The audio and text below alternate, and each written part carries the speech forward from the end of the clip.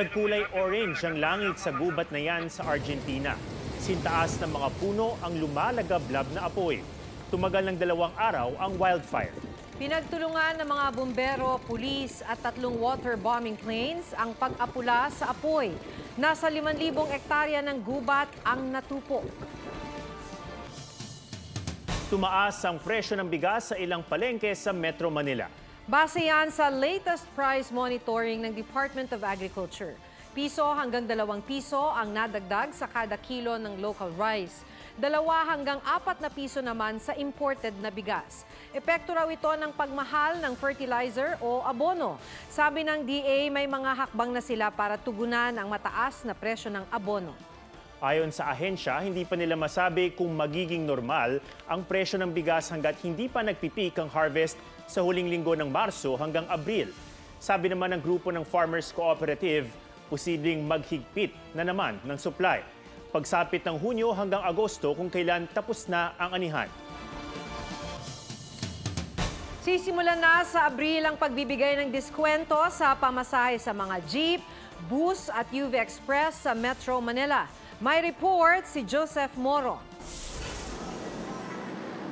Ang mataas na pamasahe ngayon hindi lamang daw sa commuters pahirap, apektado rin daw ang kita ng mga jeepney driver. Mga pasahero, yung iba nagreklamo, kami rin nahirapan. Ang iba hindi nasakay. Kaya good news din para sa mga jeepney driver na gaya ni Jupiter na aprobado na ang diskwento sa pamasahe sa ilang pampublikong sasakyan. Alinsunod sa rekomendasyon ng Department of Transportation, ibabalik ng LTFRB ang pamasahe sa halaga nito bago magkapandemya at bago pinayagan ang mga taas singil. Simula Abril, balik 9 pesos ang pamasahe sa tradisyonal na jeep at 11 pesos sa modern jeepney. Tatapesan ng 3 hanggang 4 na piso ang pamasahe sa bus. Pinag-aaralan pa kung magkano ang diskwento sa UV Express. If you are a senior citizen or if you are a student, meron din hong additional discount yun. So in effect, 2 discount po yan sa mga special group. Uunahing ipatupad ang diskwento sa Metro Manila at isusunod ang iba pang lalawigan. Sabi ng LTFRB, posible magtagal ang discount ng 6 na buwan. Sa Abril na rin target ipatupad ang single ticketing policy sa buong Metro Manila ayon sa Metro Manila Council. Sa ilalim nito, iisa na lamang ang traffic violation ticket na pa-MMDA man o LGU.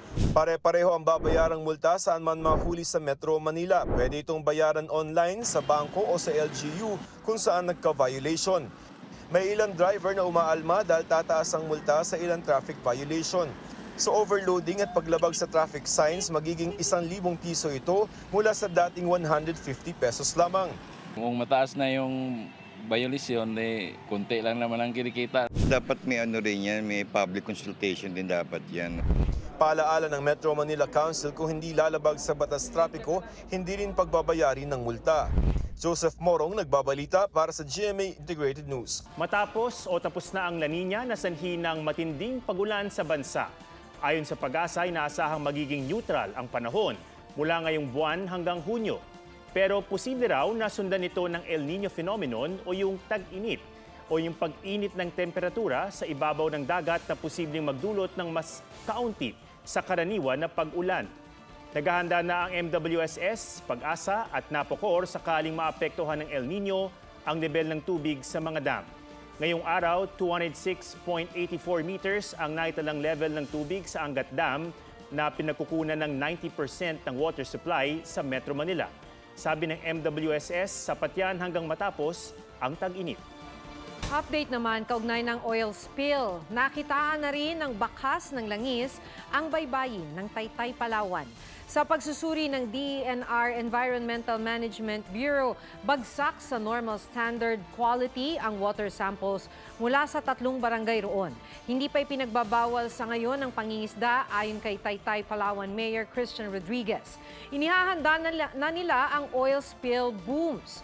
Bukod sa ilang bahagi ng Palawan, kumalat din sa Antique ang tagas ng langis mula sa lumubog na MT Princess Empress sa Oriental, Mindoro. Ilang paggawa ng dinapa sa Kalasyaw, Pangasinan apektado ng mababang supply ng galunggong. Halos kalahating porsyento na lang daw ang produksyon ng ilang pagawaan. Dahil dito nagtaas presyo na rin. Mula 35 pesos nasa 50 pesos na ang kada 5 piraso ng tinapa. Ayon sa BIFAR, hindi sapat ang volume ng nahuhuling galunggong sa karagatang sakop ng rehiyon. Mga maisan sa Kasiguran Aurora, pinipeste ng fall armyworm. Mas naging agresibo pa raw ang mga ito dahil sa malamig na klima. Nangangambang malugi ang ilang magsasaka. Ayon sa Municipal Agricultural Office, aabot sa 50 hektarya ng mga maisan ang apektado. Mga taniman ng pakwan sa Mangaldan, Pangasinan, dinamaan ng fungal disease. Nabubulok ang mga dahon at hindi na lumalaki ang mga bunga nito. Ayon sa Municipal Agriculture Office, epekto ng malamig na panahon ng fungal disease. Hinihikayat ng mga magsasaka na mag-apply ng crop insurance para may makuhang tulong sa mga ganitong pagkakataon. Shino Gaston nagbabalita para sa GMA Integrated News.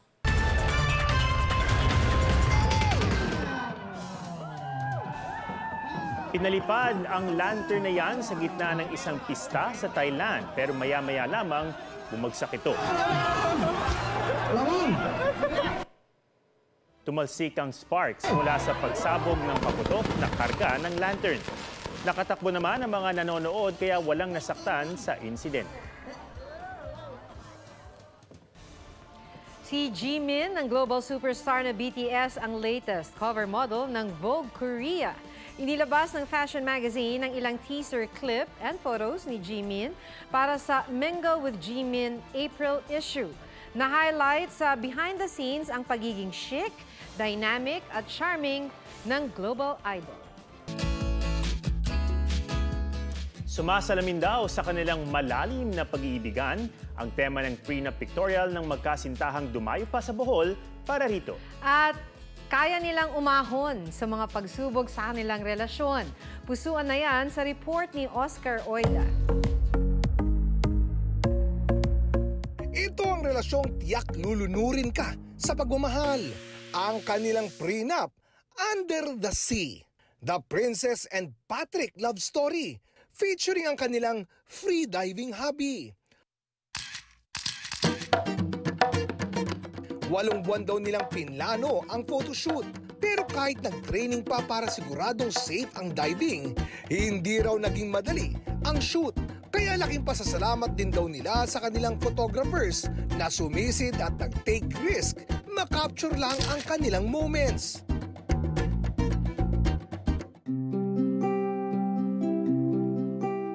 At sa kanilang pagsisimula sa mas malalim na pagsasama, gusto nilang ipakitang bukod sa pagmamahal sa isa't isa, mahal din nila ang dagat.